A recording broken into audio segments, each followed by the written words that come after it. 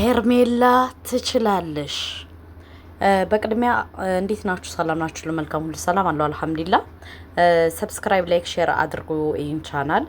በሁለተኛ ደረጃ ደግሞ እንግዲህ አብርሽ ለሩታ ደብዳቤ ልኮላታል። እሱ ምንድነው ኦር ልጁን መጥቶ ማየት እንደማይችል የሆነ ቦታ እንደሄደ መምጣት እንደማይችል ነግሯት እያለቃቀሰች ነው።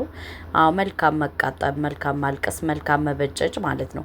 እኔ ግን በጣም ከገረመኝ ነገር ምን እንደሆነ ታውቃላችሁ? ዛሬ አጋጣሚ ዘወር እያልኩ እያየው ነበር ማለት ነው። እና ጋሽዬ ማለት በባለፈው አስታርቂያቸው ነበር። አሁን ግን የመጨረሻ አስታርቃቸው አለው። ሌላ ጊዜም ሶሻል ሚዲያ ላይ አልጠፋም ብሏል ማለት ነው። እኔ የምለው ጋሽዬ የምትባለው ሰውዬ ማለት ነው ለምን እንደምታስታርቃቸው? ሲጀመር አንተ ሽማግሌ አልሆናችሁ በ80 የላቸው ምን የላቸው አንተ ማን ባይነህ አስታራቂ የምትሆነው ምንድነህ? አንተ ማነህ? እናንተ ከመጀመሪያው እኮ አልተከበራችሁም። ከመጀመሪያው ሳትከበረው አሁን ለምንድነው የምታሽቃብጠው? ጋሽዬ ለምንድነው የምታሽቃብጠው? ለምን ካላችሁ ሩታና አብርሽ አይኳኋኑም። እንደማይኳኋኑ እያወቃችሁ ሩታ እንደማትወዷት እያወቃችሁ ለምንድነው ጋሽዬ የምታስመስለው?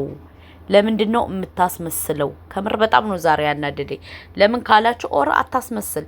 ሩታን አትወዷትም፣ ማስመሰል አይጠበቅባችሁም። ልክ ለምን እንደ አብርሽ እንትን አትሏትም? በሁለተኛ ደረጃ ደግሞ እናንተ ሽማግሌ አልተላከ ምን አላለ ዝምላችሁ ነው ዝምላ ነው እሷ የወለደችው። ለምንድነው አንተ የምታስመስለው? ትልቅ ሰው አይደለህ እንዴ? ማለት ትልቅ ሰውን እንዴት በዚህ ደረጃ ራስን ታቀላለህ? በዚህ ደረጃ ማለት ነው እንዴት ራስን ታቀላለህ? ምክንያቱም አብርሽና ሩታ መለያየ እሱ መታረቅ የለባቸውም። ለምን ሩታ ለአብርሽ አትሆነውም። እሷ ለማንም አትሆንም። የረከሰች ሰው ናት ስንላችሁ እኛ በምክንያት ነው። መረጃ አለን፣ ማስረጃ አለን። እኛ እኮ ዝም ብለን እያየን ነው። በሁለተኛ ደረጃ ደግሞ እሷ ከወደደሽ ካፈቀረሽ ለምን እሱ ታሞሳለ? ለምን አልደወለችለትም አይደለ? እሷ የራሷን ህይወት እየመራሽ ለምንድን ነው ጋሽ የምታሽቃብጠው? ለምንድን ነው እንትን የምትለው? አንተ ትልቅ ሰው አይደለ እንዴ? ትልቅ ሰው አይደለ? አይደብርህም እንዴ? እሱ ሄርሜላ ነው የምፈልግ ካለ ለምንድን ነው አንተ የምታሽቃብጠው? ወጣት ስለሆነ ነው ምናምን ስለሆነ ነው። አሁን የመጨረሻ አስታርቃቸዋለሁ እንደዚህ እላቸዋለሁ። ለምንድን ነው የሚታረቁት? እኛ እንዲታረቁ አንፈልግም። እኛ አብርሽ ከሄርሜላ ጋር እንዲሆን ብቻ ነው የምንፈልገው። አለቀ ደቀቀ። ለምንድን ነው የምታሽቃብጠው? ትልቅ ሰው አይደለ እንዴ አንተ? ትልቅ ሰው መዋሸት ጀመረ እንዴ? በዚህ ደረጃ ከወጣቶች ጋር መጃጃል ምንድን ነው አንተ ሰውዬ እንዴ? አይደብርህም? በሁለተኛ ደረጃ ደግሞ ለምንድን ነው እኔ አስታርቃቸዋለሁ የአንድና የመጨረሻ ጊዜ ምናምን የምትለው? አንተ ማነህ? ምንድነህ እንዴ? አንተ መች ተከበርክ? በመጀመሪያው አልተከበርክም እኮ አላከበረችም እኮ እቺ ልጅ ዘላኔ የገባችሁ ዘላኔ የወጣችሁ። አለቀ ደቀቀ። ምን ይጠበስ ነው የምትሉት? እቺ ልጅ እኮ ወዳ ፈቅዳ ፈልጋ አይደለም እንትን ያለችው። አጋጣሚ በስራ ተገናኙ፣ አፈቀረችው። አንድ ቀን እንትን አለት፣ አረገዘች፣ አለውቀሽ፣ ወለድሽ። ለምንድን ነው ጋሽ የምታሽቃብጠው እንዴ? ሄርሜላ ለማን ትቷት ነው እሱ የሚመጣው? ሄርሜላ ለማን ትቷት ነው ከአብርሽ ጋር ከሩታ ጋር የሚታረቀው? አልገባኝም ሀሪው። በሁለተኛ ደረጃ ደግሞ ልጁን ወዳ ሳይሆን በግዷ ታሳያለች። ለምን? ግዴታዋ ነው። ገባችሁ አይደለ? በሁለተኛ ደረጃ ደግሞ አዲስ አበባ ሂጄ ነበር ምናምን። አዲስ ቤት ገዝቶልሃል አብርሽ። ጋሽዬ እናውቃለን። አብርሽ አዲስ ቤት እንደገዛልህ እናውቃለን። ግን ቢሆንም ሁለታቸው ማስታረቅ ሳይሆን ማለያየት ነው ያለብህ። አንተ ራሱ ከአብርሽ ጎን ነው መሆን ያለብህ፣ ከልጅ ጎን ነው መሆን ያለብህ እንጂ ለልጅ ምክንያት መስጠት አይጠበቅብህም። በሁለተኛ ደረጃ ደግሞ ጋሽዬ እንግዲህ ከዚህ በኋላ እመጣለሁ ብሏል። ኢትዮ በራሱ ከፍቶ ሊመጣ ነው። ውዶቼ፣ ማሮቼ፣ ፍቅሮቼ ጉድ የቡታጀራ ጉድ አያልቅም ማለት ነው። ግን የነዚህ እኔ የምለው የደመቁ አጀንዳ ሁልጊዜ እንድትወሳ ደመቀች ማለት ነው። ሁልጊዜ እንድትወሳ ልጄ ቅብጥርሶ እያለች ነው የምትመጣው። እኔ እኮ ገረመኝ። ጋሽዬ ደግሞ ይረፉ፣ አርፈው ይቀመጡ። ካልሆነ ግን እኛ እንረግጦታለን። ለምን ካሉ ትልቅ ሰው እንደ ትልቅ ሰው መከበር አለበት። ሲጀምር ከልጅ ስራ መግባት የለባችሁም። ይሄ የወጣት ስራ ነው። ከወጣት ስራ ለምንድን ነው እናንተ ትልቅ ሰዎች የምትገቡ? በተለይ የቡታጅራ እናቶች፣ የቡታጅራ አባቶች ጥልቅ ነው የምትሉ። እኔ በፊት በጣም አከብረውት ነበር። አሁን ግን ልንቆት ነው። ለምን በማይመለከቱት ስራ ገብተው እየዘባረቁ ነው። ይሄ የወጣት ስራ ነው። በሁለተኛ ደረጃ ደግሞ የውሸት ተባባሪ አይሆኑ። ለምን ሩታ ውሸታም ናት። የውሸት ተባባሪ ለምንድን ነው የሚሆኑት? ለምንድን ነው ራስዎትን የሚያስንቁ? ለምንድን ነው እኛ ከመናገር ወደ ኋላ አንልም። ስህተት ካየነ እንረግጣለን። ስለዚህ ለምንድን ነው እሶት ከስህተት ጋር የሚተባበሩት እንዴ? ለምንድን ነው የሚተባበሩት? ሩታ እኮ ምንም የማታቅ ደንዝ ደንቆሮ ናት አይደለ? ስለዚህ ለምንድን ነው እንትን የሚሉ? ሁለተኛ ደግሞ ሄርሜላ ለማን ትቷት ነው የሚመጣው? ሄርሜላ ለማን ትቷት? አልገባኝም ጋሽዬ። ምን ለማለት አስበው ነው? ምን ለማለት ፈልገው ነው? ምን ለማለት ፈልገው ነው እንዴ? በዚህ ደረጃ ትልቅ ሰው አይደሉ እንዴ? ለምን ይቀላሉ?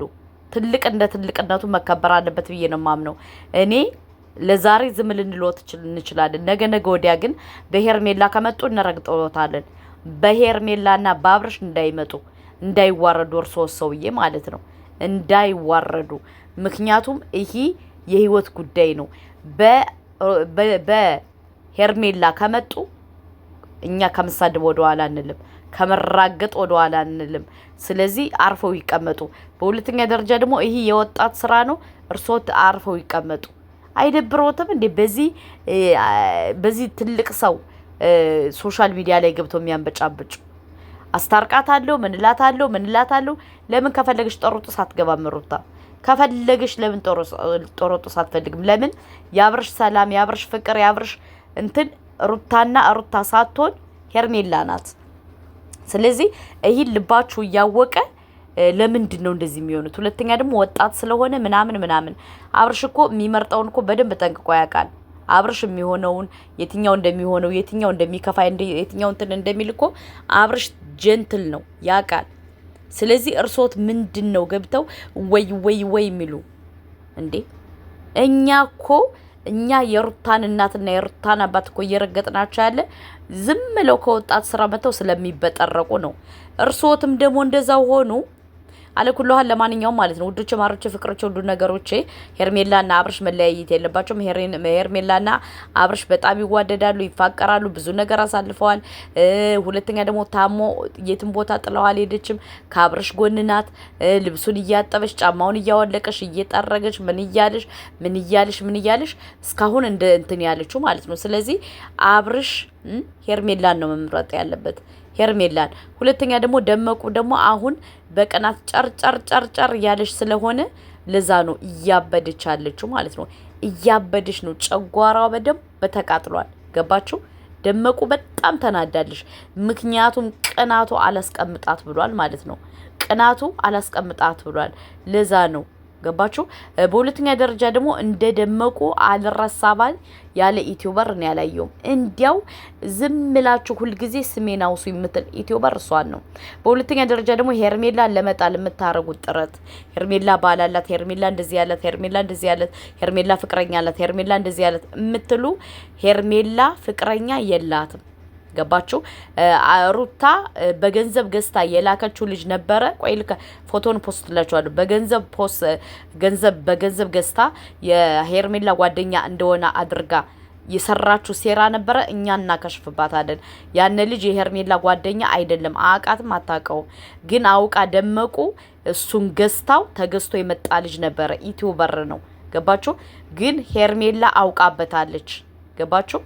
እኔ አፈቅራታለሁ፣ እኔ እንደዚህ ላታለሁ ብሎ መቶ ሲሰክስ ዘወር በል ብላ አባራዋለች። ስለዚህ ይሄ ነው እውነቱ ማለት ነው። በሁለተኛ ደረጃ ደግሞ ልንገራችሁ፣ የፈለገ ነገር ቢሆን እውነትን እውነት እንላለን፣ ውሸትን ውሸት እንላለን። ደመቀች በጣም ቅናት አለባት። ሰው እንዲያድግ አትፈልግ፣ ሰው እንዲቀየር አትፈልግ፣ ሰው እንዲለወጥ አትፈልግ፣ ሰው መታችሁ እንድትሰሩ አትፈልግ። እሷና እሷ ብቻ እንድትበላ ስለምትፈልግ ነው ደመቁ ሁሉ ሰው ደምቆ ጠምዶ የያዛት ማለት ነው። ደመቀች ማለት ነው። በሁለተኛ ደረጃ ደግሞ እናቷ ጠንቋይ ቤት ትሄዳለች። የደመቁ እናት ለምን የግብር አላት፣ ለጠንቋዮቹ ግብር ትሰጣለች። እውነቱ ይሄ ነው። አለቀ ደቀቀ። የበጎቹ የሚጠብቋት ኦር የሚያዩት ኦዲየንሶቿ ምናምን በቃ የሰይጣን ግብር ስለሆኑ ነው። ለዛ ነው ሩታዬ ሩታዬ ሩታዬ እያሉ በየቦታው የሚሽለጠለጡት ማለት ነው።